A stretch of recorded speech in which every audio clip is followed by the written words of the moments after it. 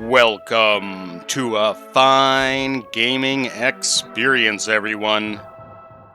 This final episode will cover some of the elements I missed, as well as a wrap-up for the Let's Play. Note there are some elements I haven't tested, like unused sprites or the special names you can enter to jump ahead. These require Game Genie codes or 2 controllers, which I can't really do well, sadly.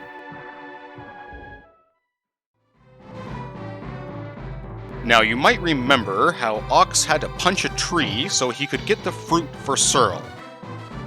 He's able to punch regular trees to get items with a random chance.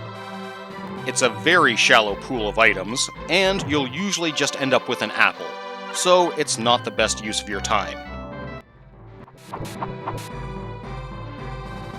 Mogu also has a similar ability, but unlike Ox's, it's almost never advertised outside the route he dug up. Any dirt patch in the world can be dug into for items. The item pool for this is quite varied, with 7 types of dig sites that can be spread across the same dirt patch. You can usually expect only worms or herbs, but you can get M-drops and Cure 2s if you're lucky.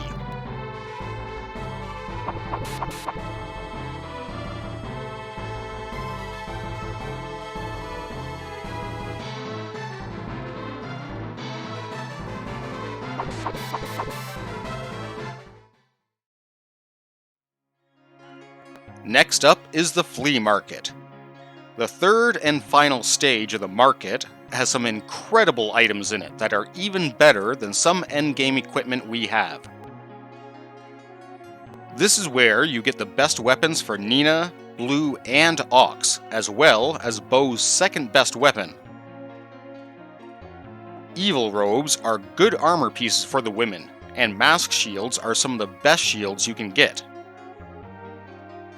So if there's all these good pieces of gear here, why didn't I try? Well, this clip is a good example of why I didn't. It's about 15 minutes long at regular speed. During this time, I only get 2 mallets and a single mask shield. It's slow, random, not that fun to sit through, and a mistake only slows you down more. I'd give yourself a time limit and just see what you end up with.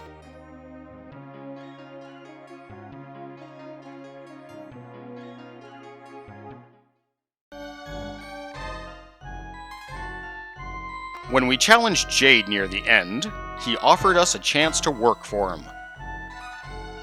We turned him down then, but time to see what happens if we say yes.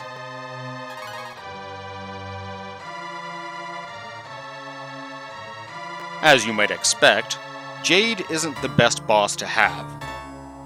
When he says don't do anything, he means it. If you try to move, go into your menu, anything, you'll go to the change your mind dialogue, which will start the standard Jade boss battle if you say yes.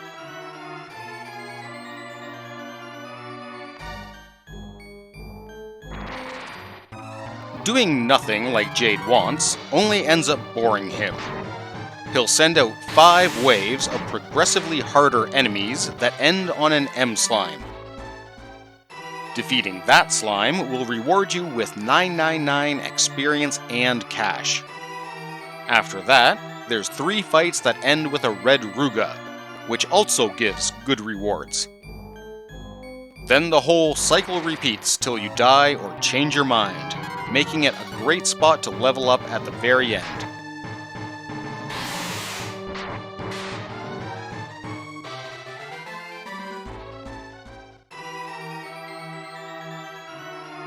While we watch some of the fights, I might as well use this time to discuss my final thoughts on the game.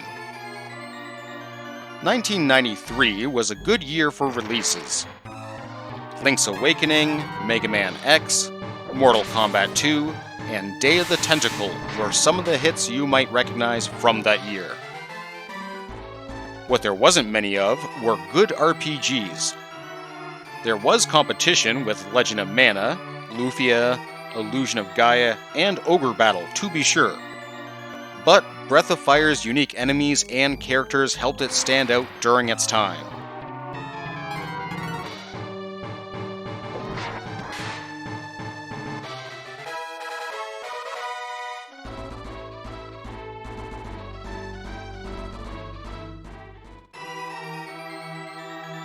With 8 party members, it would have been nice to get some more story development out of them. Mostly, I wish everyone was more useful in battle. Fusions were nicely powerful, but finding excuses not to use it, like removing Karn temporarily, could have let other characters shine. That said, there's many elements of this game that become mainstays of the series as it went on. Almost every sequel continues using the animal clans, but lets the dragon be your lead. While Zog, Jade, and even Sarah could be considered shadows of our hero, fighting a darker version of yourself will become another deep story element in the sequels. And while not all of the games are linear, tracking how the world changes between each title also helps grow the story.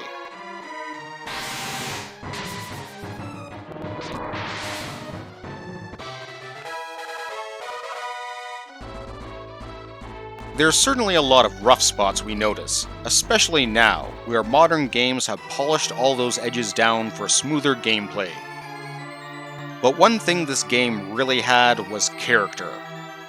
It's the kind of thing that could have been easily edited into a cartoon back in the day.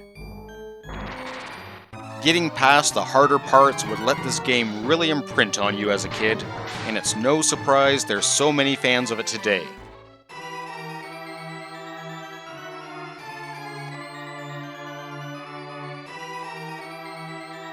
Now that I've completed this game, I plan on working on number 2 in the background. But I'd also like to use this time to release a few special one-off episodes for subscribers you likely won't see posted on Something Awful. I can't thank all of you who have watched this entire series enough. It was my very first completed LP, and I hope you stay tuned for many more. Have a great one, and take care all.